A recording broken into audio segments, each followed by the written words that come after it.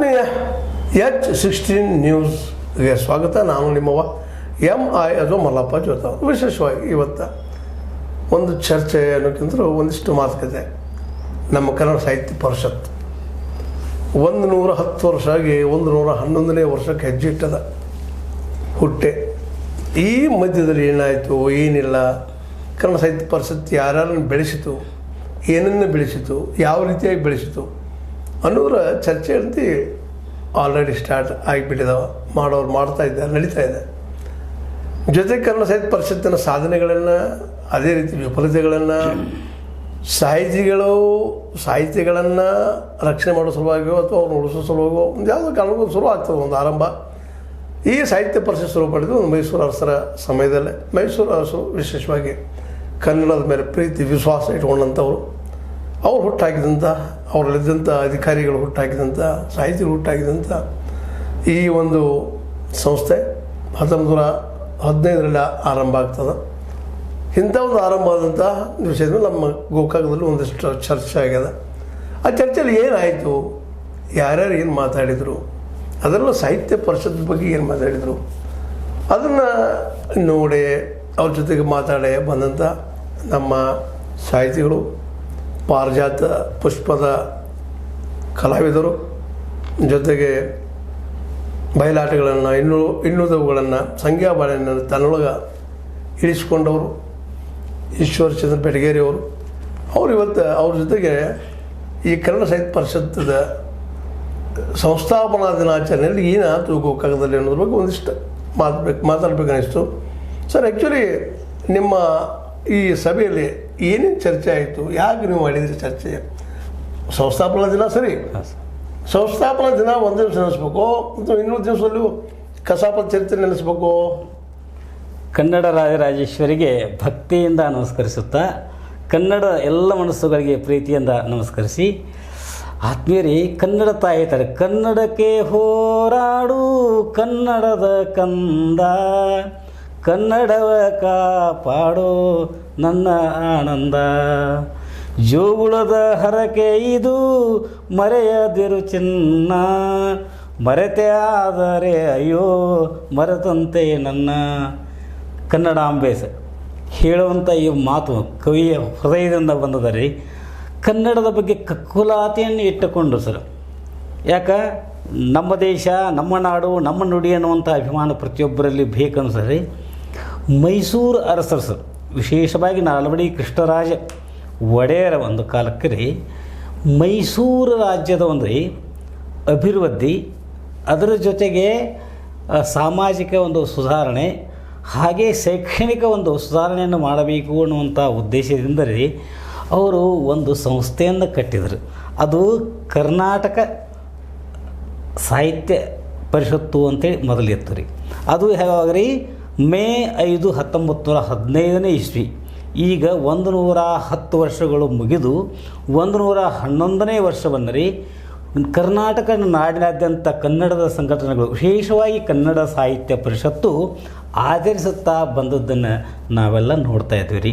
ಅದರಂತೆ ರೀ ನಮ್ಮ ಒಂದು ಗೋಕಾಕ್ ಪರಿಸರದಲ್ಲಿ ಗೋಕಾಕ್ ತಾಲೂಕಾ ಕನ್ನಡ ಸಾಹಿತ್ಯ ಪರಿಷತ್ತಿನ ಅಧ್ಯಕ್ಷರಾದಂಥ ಸಹೋದರಿ ಶ್ರೀಮತಿ ಭಾರತಿ ಬಸವರಾಜ ಮಧುಭಾಮಿಯವರು ತಮ್ಮ ಮನೆಯಲ್ಲಿ ಒಂದು ಕನ್ನಡ ಸಭಾಂಗಣವನ್ನು ನಿರ್ಮಿಸಿಕೊಂಡು ಅಲ್ಲಿ ಈ ಒಂದು ಕಾರ್ಯಕ್ರಮ ಅಂದರೆ ಏನ್ರಿ ಕನ್ನಡ ಸಾಹಿತ್ಯ ಪರಿಷತ್ತಿನ ಒಂದು 111ನೇ ಒಂದು ಕಾರ್ಯಕ್ರಮವನ್ನು ಮಾಡಿದರೆ.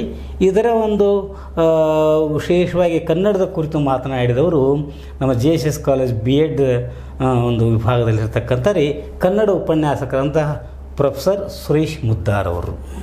ವಿಶೇಷವಾಗಿ ಮುದ್ದಾರ್ ಅವರು ಹಾಂ ಸರ್, ತಮ್ಮ ಒಂದು ಭಾಷಣದಲ್ಲಿ ಯಾವ ವಿಷಯದ ಮೇಲೆ ಹೆಚ್ಚು ಟ್ರಸ್ಟ್ ಕೊಟ್ಟು ಹೇಳಿದರು? ಮೊದಲು ಏನು ಸರ್, ಪ್ರೊಫೆಸರ್ ಸುರೇಶ್ ಮುದ್ದಾರ್ ಅವರು ಕನ್ನಡದ ಒಂದು ಇತಿಹಾಸವನ್ನು ಹಿಡ್ಕೊಂಡ್ರಿ. ಅಂದರೆ ಪಂಪಾರನ್ನ, ಜನ್ನ ಈ ಕವಿಗಳನ್ನು ಹಿಡ್ಕೊಂಡು ರೀ. ನಂತರ ನಮ್ಮ ಮೈಸೂರದೊಳಗೆ ರೀ, ಮೊದಲು ಇದಕ್ಕೆ ಮೈಸೂರು ರಾಜ್ಯ ಅಂತ ಹೆಸರಿತ್ತು ರೀ. ಮೈಸೂರು ರಾಜ್ಯದೊಳಗೆ ರೀ ಇದು ಯಾವ ರೀತಿಯಾಗಿ ಹುಟ್ಟನ್ನು ಪಡೀತು ಅಂದರೆ 1915ರಲ್ಲಿ ಅದು ಹುಟ್ಟಿ ಆವಾಗ ಏನು ಸರ್ ಮೈಸೂರು ರಾಜ್ಯದ ದಿವಾನರು ಇದ್ದಾರೆ ರೀ. ದಿವಾನರು ಏನಿರ್ತಾರೆ ಅವರೇ ಇರ್ತಾರೆ ಕನ್ನಡಕ್ಕೆ ಹೆಚ್ಚು ಮಾಡ್ತಾಯಿದ್ರಿ. ಅದರಲ್ಲಿ ವಿಶೇಷವಾಗಿ ವಿಶ್ವೇಶ್ವರಯ್ಯರು ಮೋಕ್ಷಗುಂಡಂ ವಿಶ್ವೇಶ್ವರಯ್ಯನವರು ಈ ಒಂದು ಆರ್ಥಿಕ ಸಾಮಾಜಿಕ ಶೈಕ್ಷಣಿಕ ಒಂದು ಇವನು ಮೂಲ ಉದ್ದೇಶ ಇಟ್ಕೊಂಡ್ರಿ ಅದ್ರ ಜೊತೆಯಲ್ಲಿ ಶೈಕ್ಷಣಿಕ ಒಳಗೆ ರೀ ವಿದ್ಯಾದ ಬಗ್ಗೆ ರೀ ವಿದ್ಯಾ ಸಮಿತಿ ಅಂತ ರಚನೆ ಮಾಡಿಕೊಂಡು ಅಲ್ಲಿ ಒಂದು ಮೈಸೂರು ವಿಶ್ವವಿದ್ಯಾಲಯವನ್ನು ಸ್ಥಾಪನೆ ಮಾಡಿದರು. ಜೊತೆಯಲ್ಲಿ ಈ ಕನ್ನಡ ಸಾಹಿತ್ಯ ಪರಿಷತ್ತನ್ನು ಪ್ರಾರಂಭ ಮಾಡಿದರು. ಮೊದಲು ಏನಿದ್ರು ಸರ್ ರಾಜ ಮಹಾರಾಜರ ಸಲಹೆ ಅಂತಾರೆ, ಯಾರು ದಿವಾನರಾಗಿರ್ತಾರೋ ಅವರ ಸಾಹಿತ್ಯ ಸಮ್ಮೇಳನದ ಅಧ್ಯಕ್ಷರು ಆಗ್ತಾಯಿದ್ದಾರೆ ಮತ್ತು ಅದು ಪರಿಷತ್ತಿನ ಅಧ್ಯಕ್ಷರು ಅವರೇ ಇರ್ತಾಯಿದ್ರು. ಇದು ಬರ್ಬರ್ತ ಏನಾಯ್ತು ಅಂತ ಸರ್ 1941 ಮುಂಬೈಯೊಳಗೆ ಅವೇದ್ರಿ ಮುಂಬೈ ಪ್ರಾಂತ ರೀ, ಹೈದರಾಬಾದ್ ಪ್ರಾಂತ ಹಿಂಗೆ ಬೇರೆ ಇದ್ವು, ಆಂಧ್ರ ಹಿಂಗೆಲ್ಲ. ಆವಾಗ 1941 AR ಕೃಷ್ಣಶಾಸ್ತ್ರಿಗಳು ರೀ ಅಧ್ಯಕ್ಷರಾಗಿದ್ದರು. ಹಾಗೆ ರೀ ಶಿವಮೊಗ್ಗದಲ್ಲಿದ್ದಂಥ 1943ನೇ ಸಾಹಿತ್ಯ ಪರಿಷತ್ತಿನ ಅಧ್ಯಕ್ಷ ದ.ರಾ. ಬೇಂದ್ರೆ ಅವರಿದ್ದರು ರೀ. ಹೀಗೆ ಹಾಕೋತ ಮುಂದೆ ಅವರು ದಿವಾನಗಿರಿ ಅವರು ಅಧ್ಯಕ್ಷ ಆಗೋದು ಹೋಗಿರಿ ಸಾಹಿತಿಗಳ ಅಧ್ಯಕ್ಷ ಆಗಬೇಕು ಅಂತ ಹೇಳಿ ಮಾಡ್ಕೊಂಡು 1946 ರೀ ಈಗ ನಮ್ಮ ಪರಿಷತ್ತಿನಿಗೆ ಮೊದಲೇ ಇವರು ಎಸ್ ವಿ ನಂಜುಂಡಯ್ಯ ಅವರು ಮೊದಲಿದ್ದಾರೆ 1935 ಕರ್ಪೂರ್ ಶ್ರೀನಿವಾಸ್ ಅವರು, ಆಮೇಲೆ 46 ಬೆಳ್ಳಾವಿ ಹಿರಿಯ ಸಾಹಿತಿಗಳು ಅವ್ರ ಸಮ್ಮೇಳನ ಅಧ್ಯಕ್ಷರು. ಮತ್ತು ಈ ಸ್ವಾತಂತ್ರ್ಯದ ಚಳವಳಿ ಒಂದಿಗೆ ರೀ ಈ ಕನ್ನಡ ನಾಡು ಕಟ್ಟುವಂಥ ಕಾರ್ಯ ರೀ ನಡ್ಕೋತ ಸಿಕ್ಕಿರಲಿಲ್ಲ. ಆ ಸಂದರ್ಭದಲ್ಲಿ ಕನ್ನಡ ನಾಡು ಕಟ್ಟುವಂಥ ಕೆಲಸವನ್ನು ಡೆಪ್ಯೂಟಿ ಚನ್ನಬಸಪ್ಪನವರು, ಈ ಕನ್ನಡ ಕುಲ ಯಾರೀ ಆನಂದ ಯಾರೀ ಆಲೂರು ವೆಂಕಟರಾಯ ರೀ, ಕೃಷ್ಣರಾಯರು, ಕುವೆಂಪು ಅವ್ರು ರೀ, ಬೇಂದ್ರೆ ಮುಂತಾದವ್ರು ಮೊದಲಿಂದನೂ ಐತ್ರಿ. ಒಟ್ಟು ಸ್ವಾತಂತ್ರ್ಯ ಚಳವಳಿಯೊಂದಿಗೆ ಬೆಳ್ಕೋತ ಬಂದು ಮುಂದೆ ಭಾಷಾವಾರ ಪ್ರಾಂತಗಳ ರಚನೆ ಆದಾಗ ರೀ ಇದು ಕನ್ನಡದ ಇದು ಅದಾಯ್ತು ರೀ. ಆವಾಗಿನಿಂದ ಸರ್ ಇವ ಸಾಹಿತ್ಯ ಸಮ್ಮೇಳನಗಳು ಆಗ್ತಾಗತ್ತೆ. ಒಂದು ವಿಚಾರ ಸರ್, ಯಾಕಂದ್ರೆ ನೀವು ಮೇಲೆ ಕೇಳ್ತಿರ್ತೀರಿ, ಯಾಕಂದ್ರೆ ಯಾವಾಗ ಈ ಕನ್ನಡ ಸಾಹಿತ್ಯ ಪರಿಷತ್ತಿನ ಆವಾಗಿನ ಸಮ್ಮೇಳನಗಳು ಆಗ್ತಿದ್ದವು ರೀ, ಆ ನಿರ್ಣಯಗಳ ಕುರಿತು ಆಗಿನ ಸರ್ಕಾರದ ಏನು ಇದ್ದಿದ್ರಲ್ಲ ಸರ್ ಪದಾಧಿಕಾರಿಗಳು, ಅದು ಮುಖ್ಯಮಂತ್ರಿ ಇಂಥವರೆಲ್ಲ ಅವರು ಭಾಳ ಸೂಕ್ಷ್ಮವಾಗಿ ವಿಚಾರಣೆ ಮಾಡ್ತಾಯಿದ್ರಿ. ಅವುಗಳ ಬಗ್ಗೆ ಭಾಳ ಚಿಂತನೆಗಳನ್ನು ಮಾಡ್ತಾಯಿದ್ರಿ ಮತ್ತು ಅವುಗಳನ್ನು ಅನುಷ್ಠಾನಕ್ಕೆ ತರಲಿಕ್ಕೆ ಪ್ರಯತ್ನ ಮಾಡ್ತಾಯಿದ್ರು, ಮಾಡಿದ್ದಾರೆ ಸರ್. ಅದು ನೋಡಿ ಸರ್ ನಮ್ಮ ಇದು ಹೇಳೋದು ಇತ್ತೀಚಿನವ್ರು ಮಾಡ್ತಾ ಇಲ್ಲ ಅಂತೀರಿ ನೀವು. ಈಗಿನವರು ಇವು ಎಲ್ಲ ತೀರ್ಮಾನಗಳು ಹೋಗ್ತಾವೆ ರೀ, ಅದಂದ್ರೆ ಯಾಕಂದ್ರೆ ಕಳಿಸ್ಲೇಬೇಕಾದ್ರು ರೂಲ್ ರೀ, ಕಂಪಲ್ಸರಿ ರೀ. ಆದರೆ ಕೆಲವು ಇಂಪ್ಲಿಮೆಂಟ್ ಆಗೋದು ಭಾಳ ಕರೀ. ಯಾಕಂದರೆ ಸರ್ ಕನ್ನಡ ಶಾಲೆಗಳಿಗೆ ಪ್ರಾಶಸ್ತ್ಯ ಸಿಗಬೇಕು ರೀ, ಅಂದರೆ ಸಿಕ್ಕಿಲ್ಲ ರೀ. ಕನ್ನಡ ನೋಡ್ರಿ ಯಾರು ರೀ ಕನ್ನಡದ ಬಗ್ಗೆ ಮಾತಾಡ್ತಾರೆ ರೀ ನಮ್ಮಂಥವ್ರು. ನಮ್ಮ ಮಕ್ಕಳು ಮೊಮ್ಮಕ್ಕಳನ್ನ ಕನ್ನಡ ಶಾಲೆಗೆ ಕಳಿಸೋರು ಇದು ಮೊದಲೇ ತಪ್ಪು. ಯಾಕಂದ್ರೆ ತಾಬಲ ಜಗಬಲ ಮೊದಲು ನಾವು ಕಳಿಸ್ಬೇಕು ರೀ ಕನ್ನಡ ಶಾಲೆಗಳನ್ನು. ಕಳಿಸ್ತೇವೆ ನಾವು. ಯಾಕಂತಂದ್ರೆ ನಾವು ಅಂತಂದ್ರೆ ಇವ್ರು ಯಾಕೆ ಕನ್ನಡ ಶಾಲೆ ಕಳಿಸೋದಿಲ್ಲ, ಕನ್ನಡ ಶಾಲೆ ಅಂತ ನಾವು ಕಳಿಸಲೇಬೇಕು ಸರ್. ಯಾಕಂದ್ರೆ ಒತ್ತಾಯ ಕಳಿಸೋದಲ್ಲ, ಪ್ರೀತಿಯಿಂದ ಹೋಗ್ಬೇಕು ಅವರು. ಯಾಕೆ ಕಳಿಸ್ಬೇಕು ಸರ್, ಅಲ್ಲಿ ನಾವು ನಮ್ಮ ಭಾಷೆಯಲ್ಲಿ ಅಂದರೆ ಕಲಿಯೋದ್ರಿಂದ ರೀ ಎಷ್ಟು ನಾವು ಮನದಟ್ಟ ಮಾಡ್ಕೋತೀವಿ. ಅದೆಲ್ಲ ಹೇಳಿದ್ರಿ, ನೀವೆಲ್ಲ ಹೇಳಿದ್ರಿ, ಸಾಕಷ್ಟು ಮಾತಾಡಿದ್ರಿ, ಮನದಟ್ಟು ಆಗ್ತೈತಿ, ಎಲ್ಲ ಗೊತ್ತೈತಿ. ಹೇಳಿದ್ರು ಸಹಿತ ನೀವು ಇಂಗ್ಲೀಷ್ ಮಾಧ್ಯಮಗಳಿಗೆ ಕಳಿಸ್ತೀರಿ ಯಾಕೆ? ಅದು ಆಗಬಾರ್ದು ಅಂತಂದ್ರೆ ಸರ್, ಅದು ಮತ್ತು ನಮ್ಮಲ್ಲಿ ನಾವು ಸ್ವಯಂ ಪ್ರಜ್ಞೆ ಜಾಗೃತ ಆಗ್ಬೇಕ್ರಿ. ಅದು ಬೇಡ ನನಗೆ.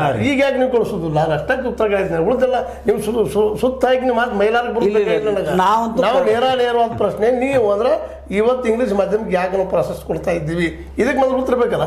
ಇದಕ್ಕೆ ಬೇಕಂದ್ರೆ ಸರ್ ಮತ್ತೆ ಅವರು ನಮ್ಮ ಕನ್ನಡದಲ್ಲಿ ಕಲಿತವರಿಗೆ ಉದ್ಯೋಗ ಅವಕಾಶಗಳು ಇಲ್ಲ, ಕಡಿಮೆ ಆಗ್ತಾ ಇಲ್ಲ ಅನ್ನುವಂಥ ಭಯ ಅದ. ಅದಕ್ಕಾಗಿ ಯಾಕಂದ್ರೆ ಎಲ್ಲ ತಮ್ಮ ಮಕ್ಕಳ ಭವಿಷ್ಯ ನೋಡ್ತಾ ಆ ದಿಶೆಯಲ್ಲೂ ಇಂಗ್ಲೀಷ್ ಮಾಧ್ಯಮ ಕಳಿಸ್ತಾ ಇದ್ದಾರೆ. ಇದರರ್ಥ ಕನ್ನಡ ಸರ್ಕಾರಗಳಾಗಲಿ ಕರ್ನಾಟಕ ಸರ್ಕಾರಗಳಾಗಲಿ ಇವು ಉದ್ಯೋಗ ಸೃಷ್ಟಿ ಮಾಡುವ ವಿಫಲ ಆಗ್ಯದ ಅಂತ ಹೇಳ್ತದೆ. ಅದಕ್ಕಾಗಿ ನಮ್ಮ ಮಕ್ಕಳು ಕೊಡಿಸೋದಿಲ್ಲ ಅಂತ ನೀವು ಇಂಡೈರೆಕ್ಟ್ ಆಗಿ ಹೇಳ್ತಾ ಇದ್ದೀರಿ. ಹೌದು, ಕಳಿಸ್ತಾ ಇದ್ದಾರೆ. ಈಗ ನೀವು ಹೇಳ್ತೀವಿ, ಒತ್ತಾಯ ಮಾಡ್ತೀವಿ, ಕಳಿಸೋದಿಲ್ಲ ಅಂತ ಹೇಳ್ತಾ ಇದ್ದೀರಿ ಅಷ್ಟೇ. ಯಾಕೆ ಕಳಿಸೋದಿಲ್ಲ ಅಂತ ಕಾರಣ ಹುಡುಕ್ಬೇಕಲ್ಲ. ಕಾರಣ ಯಾವುದು? ಉದ್ಯೋಗ ಅವಕಾಶ ಇಲ್ಲ, ಸೃಷ್ಟಿ ಆಗುವುದಿಲ್ಲ. ತುಂಬಿಸುವಂತ ಶಕ್ತಿ ನಮ್ಮ ಕನ್ನಡಕ್ಕಿಲ್ಲ, ನಮ್ಮ ಕನ್ನಡ ಸರ್ಕಾರಕ್ಕಿಲ್ಲ, ಕರ್ನಾಟಕ ಸರ್ಕಾರಕ್ಕಿಲ್ಲ ಅನ್ನೋದು ಈ ಎಲ್ಲ ಮಧ್ಯಮ ವರ್ಗದ ಮನಸ್ಸುಗಳಲ್ಲಿ ತುಂಬಿದ. ಅದಕ್ಕಾಗಿ ನಾವಿದ್ದಂಥವು ನಾನೆಲ್ಲ ಹಿಡ್ಕೊಂಡು ಹೋಗ್ತಾ ಇದ್ದೀನಿ, ಕನ್ನಡ ಮಾಧ್ಯಮ ಸ್ಕೂಲಿಗೆ ಕಳಿಸೋದು ಹಿಂದೆ ಮಾಡ್ತಾ ಇದ್ದೀವಿ. ನೋಡ್ತಾರೆ ಸರ್. ಮುಂದೆ ಮೊನ್ನೆ ನಿಮಗೆಲ್ಲ ಗೊತ್ತ್ರಿ, ನಮ್ಮ ಮುಖ್ಯಮಂತ್ರಿಗಳು ಬೇರೆ ಕೆಲವೊಂದು ಇವನ್ನ ಹೂಡಿಕೆ ಮಾಡಿರಿ, ಕೆಲವೊಂದು ಮಾಡುವಾಗ ರೀ ಇನ್ವೆಸ್ಟ್ಮೆಂಟ್ ಮಾಡಿದ್ರು, ಕರೆದಾಗ ರೀ ಕನ್ನಡಕ್ಕೆ ಪ್ರಾಧಾನ್ಯತೆ ಕೊಡ್ತೈತೆ ಮೊದಲು ಮಾತುಕತೆ ಆದದ್ರಿ. ನಂತರ ಮತ್ತೆ ನಮ್ಮ ಮುಖ್ಯಮಂತ್ರಿಗಳು ಎಲ್ಲ ಕೊಂಡು ಮತ್ತೆ ಅದಕ್ಕೆ ಹಿಂದೆ ತಗೊಂಡ್ಬಿಟ್ಟಾರೆ. ಅಂದ್ರೆ ಅದು ಹಿಂದೆ ತಗೊಳ್ಳಿಲ್ಲಲ್ಲ, ಅವ್ರು ಹಿಂದೆ ತಗೊಳ್ಳಿ ನಾವು ನಿಮ್ಮಲ್ಲಿ ಇನ್ವೆಸ್ಟ್ಮೆಂಟ್ ಮಾಡೋದಿಲ್ಲ ಅಂತ ಡೈರೆಕ್ಟ್ ಹೇಳ್ತಾರೆ. ಇನ್ವೆಸ್ಟರ್ಸ್ ಮೇಲೆ ಬರೋಲ್ಲ ಅಂತ ಹೇಳ್ತಾರೆ.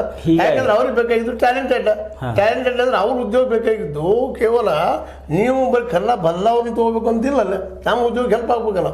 ಅವ್ರು ಇಂಟರ್ನ್ಯಾಷನಲ್ ಮಾರ್ಕೆಟ್ ಜೊತೆ ಸಂಬಂಧ ಇರುತ್ತೆ.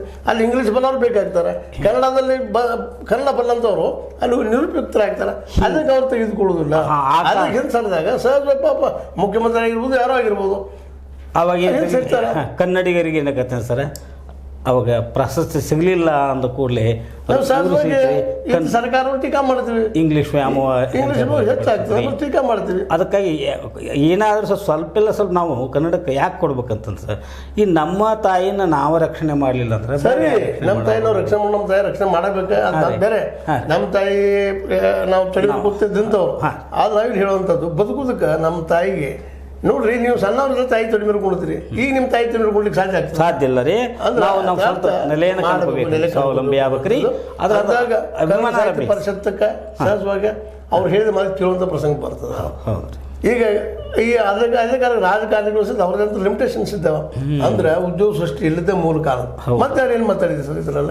ಸರ್ ಅಲ್ಲಿ ನಮ್ಮ ಪ್ರೊಫೆಸರ್ ಚಂದ್ರಶೇಖರ್ ಅಕ್ಕಿ ಅವ್ರಿ ಹಿರಿಯ ಸಾಹಿತಿಗಳು ರೀ, ಕನ್ನಡದ ಬಗ್ಗೆ ಅವರು ತಮ್ಮ ಒಂದು ಅನುಭವಗಳನ್ನು ಹಂಚಿಕೊಂಡ್ರೆ ಸರ್, ಅದು ಅಷ್ಟೇ ಸತ್ಯನದ ರೀ.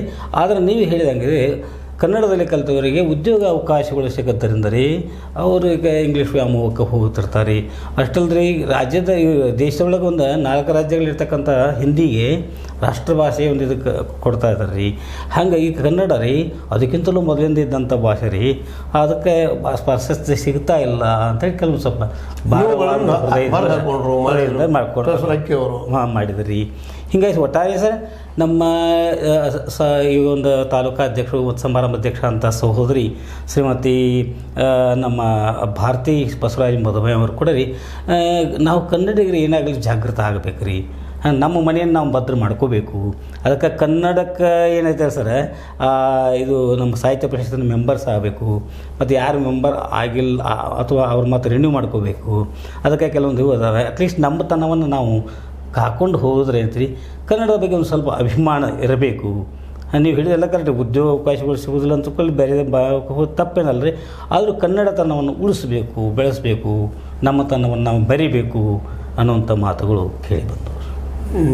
ಒಟ್ಟಾರೆಯಾಗಿ ಮತ್ತು ಇನ್ನುಳಿದವರು ಯಾರಾದರೂ ಅಭಿಪ್ರಾಯ ವ್ಯಕ್ತಪಡಿಸಿದ್ರು ಸರಿ. ಅಲ್ಲಿ ಬಹಳಷ್ಟು ಜನ ಅಲ್ಲಿ ಇದ್ದರು ಸರ್. ಯಾಕಂದ್ರೆ ಕನ್ನಡದ ಬಗ್ಗೆ ರೀ ನೀವು ನೋಡಿ, ನಮ್ಮ ರಾಜ್ಯಾಧ್ಯಕ್ಷ ಅಂತಾರೆ ನಾಡೋಜ ಮಹೇಶ್ ಜೋಶಿ ಆಗಲ್ರಿ, ಜಿಲ್ಲಾಧ್ಯಕ್ಷ ಸಹೋದರಿ ಶ್ರೀ ಮಂಗಲಾ ಮೆಟ್ಗುಡ್ ಆಗಲಿ, ಮತ್ತು ಇಲ್ಲಿನ ಗೋಕಾಕ್ ತಾಲೂಕು ನಿಕಟಪೂರ್ವ ಎಲ್ಲ ಇವರ ನಮ್ಮ ಮಾಂತೇಶ್ ತಾಂಶಿ ಅವರಾಗಲಿ, ಚಂದ್ರಶೇಖರ್ ಅಕ್ಕಿ ಅವರಾಗಲಿ, ಮುದ್ದಾರ್ ಅವರು ಮಾತಾಡಿ, ಡಾಕ್ಟರ್ ರಾಜಶ್ರೀ ತೋಟಿಗೆ ಅವರು, ಒಂದು ಭಾವ್ಯಾಣದ ಕೆಲವು ಮಂದಿ ಎಲ್ಲ ಸದಸ್ಯರು ರೀ, ಪುಷ್ಪಾ ಮುರುಗಡವರು, ಆರ್ ಎಲ್ ಮಿರ್ಜಿ ಅವರು, ಬಟ್ ಬಹಳಷ್ಟು ಮಂದಿ, ಶೋಭಾ ಹುರ್ಕಡ್ಲಿ ಅವರು, ಬಹಳಷ್ಟು ಮಂದಿ ಕೂಡಿದ್ರು ರೀ.